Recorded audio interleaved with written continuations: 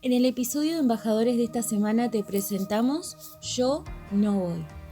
Hola querido oyente nuevamente, y aquí estamos en esta hora para compartir juntos palabra y palabra de Dios. Y vos sabés que estuve pensando, hace tiempo vengo pensando, en un personaje bíblico que me parece súper interesante. De hecho, en el episodio anterior, Viste su espalda, se lo mencionó a él y se hizo referencia a una parte muy importante de la historia que relata en la palabra. Y este personaje es Moisés, ¿no? Si hay algo que me llama la atención de Moisés, era la determinación que tenía, ¿no? Era como cabeza dura, podríamos decir, bastante cabeza dura, pero cabeza dura en su determinación para la relación, mejor dicho, que tenía con su Dios, con el único Dios.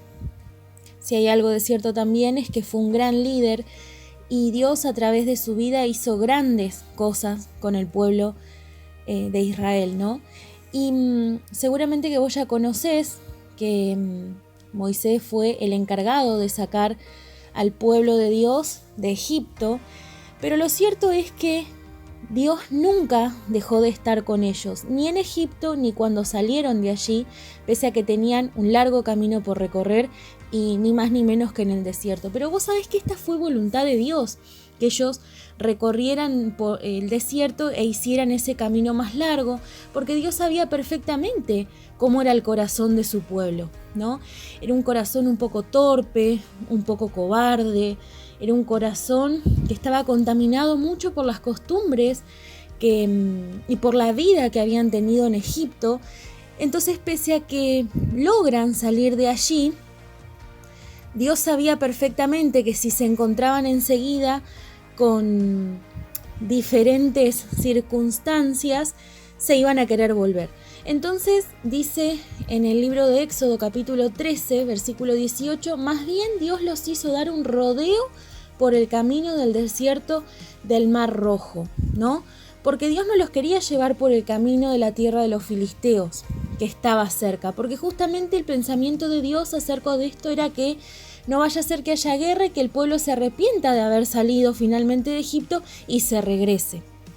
Y dice que durante todo el camino, dice que durante el día el Señor iba delante de ellos y los guiaba mediante una columna de nube, y durante la noche los alumbraba con una columna de fuego. Así podrían avanzar de día y de noche, y en ningún momento del día se apartó de ellos la columna de nube, ni tampoco de noche se apartó la columna de fuego. ¿Y sabés qué me hace ver esto? Un Dios presente, un Dios atento a las necesidades de su pueblo, un Dios que quería que su pueblo, como dice la palabra, avance finalmente a lo que Él tenía preparado para ellos, ¿no?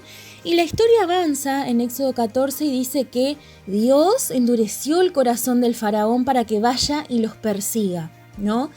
Y varias veces en este capítulo de la palabra de Dios se menciona esta intención que tenía Dios de que el faraón se enoje y que los persiga, de que lleve tras Israel todo el peso de su ejército, de sus carros, de sus hombres, de sus armas, ¿no?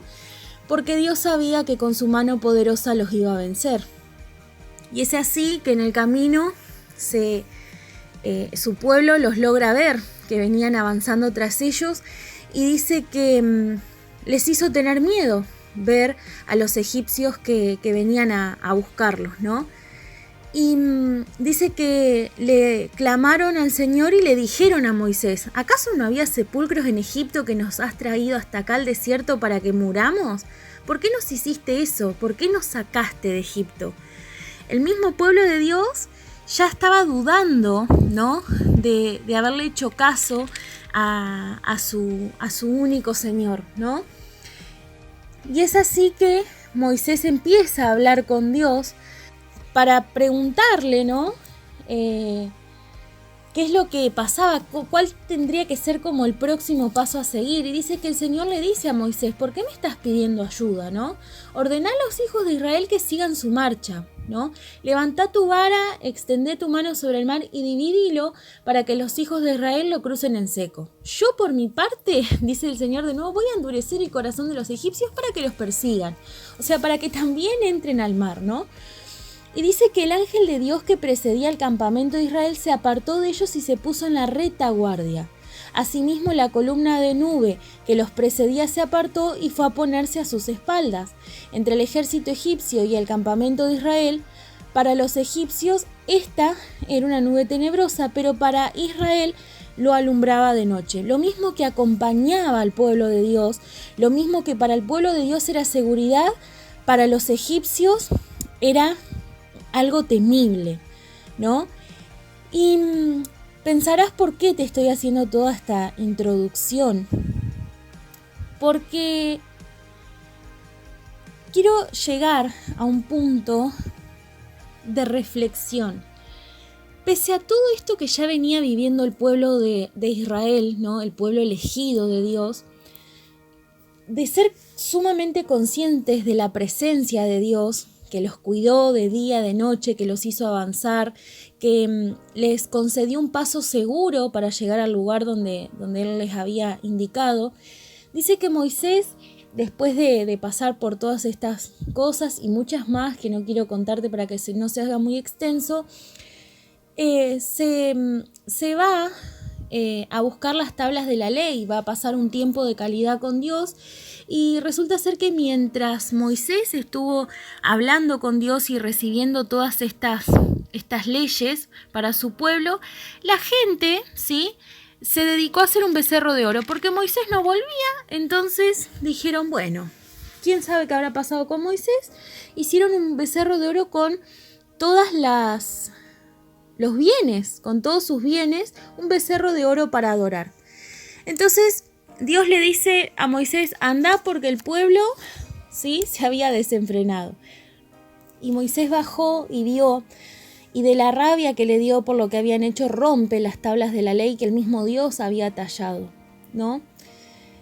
Y me gusta mucho, y en esto quiero detenerme, en el capítulo 33, ¿no?, cuando el mismo Moisés intercede por el pueblo y su pecado delante de Dios, porque dice la palabra que Dios estaba muy enojado, ¿no?, por el gran pecado que había cometido su pueblo y que Él iba a tratar de apaciguarlo.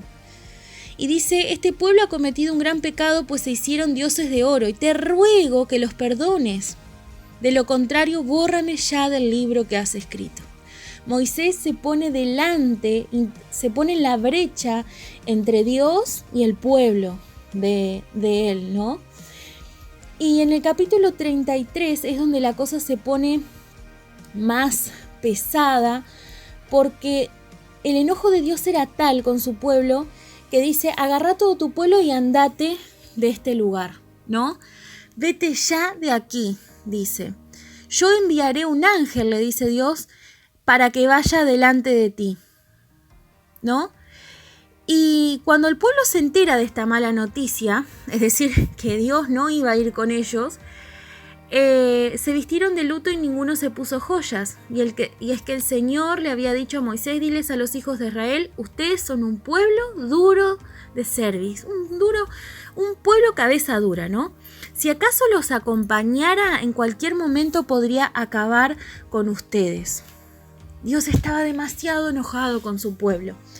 Y después de tener una charla con Moisés, dice que él le responde, si tú no vas a venir conmigo, no me saques de aquí.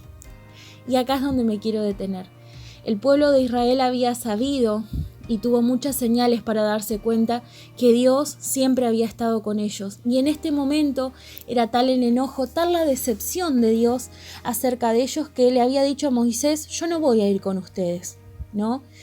Y agrega a Moisés, si no vas a venir con nosotros, no dejes que nos movamos ni un paso de este lugar. Si no vas con nosotros, ¿quién sabrá que mi pueblo y yo contamos con tu ayuda y que somos diferentes de los demás pueblos que habitan la tierra? Y Dios le respondió, haré lo que tú has pedido porque ciertamente cuentas con mi ayuda y eres mi amigo. Qué increíble la determinación de Moisés de plantarse delante de Dios y decirle, si vos no vas a venir conmigo, yo no voy a ningún lugar. Porque nada nos va a diferenciar del resto si vos no estás con nosotros. Y en esta hora, querido oyente, te quiero invitar a que reflexiones en esta palabra y que te hagas esta pregunta. ¿Alguna vez has estado donde Él no iría? ¿Alguna vez has ido donde Él no te acompañó? ¿Donde su cuidado no puede sostenerte? Ojalá que en esta hora seamos determinados como Moisés al decirles a Dios, si vos no vas conmigo, yo no voy a ningún lugar. Querido oyente, no vayas, no estés, no avances ni un paso si no estás completamente seguro de que Dios te va a acompañar.